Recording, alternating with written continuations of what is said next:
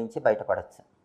ఎప్పుడైనా సరే దేవాలయానికి వెళ్ళినప్పుడు పూజ చేసిన నిమ్మకాయ మీకు ఇస్తే ఆ నిమ్మకాయ తెచ్చుకొని మీరు నిద్రించే మంచం కింద పెట్టుకొని నిద్రపోండి. అప్పుడు మీకున్న నెగిటివ్ వైబ్రేషన్స్ మొత్తం పోతాయి, నిద్ర బాగా పడుతుంది, అనారోగ్య సమస్యలన్నీ తొలగిపోతాయి.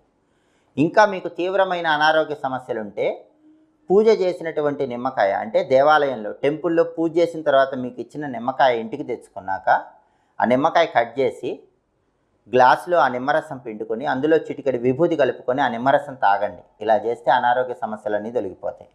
ఎప్పుడైనా టెంపుల్కి వెళ్ళినప్పుడు మీకు పూజ చేసిన నిమ్మకాయలు 2 ఇచ్చారనుకోండి, ఆ 2 నిమ్మకాయలు ఇంటికి తెచ్చుకొని ఒక నిమ్మకాయ గాజు గ్లాసులో నీళ్లు పోసి ఆ నీళ్ళల్లో వేసి మీ ఇంటి మెయిన్ ఎంట్రన్స్కి పై భాగంలో కొంచెం ఎత్తులో ఏర్పాటు చేయండి.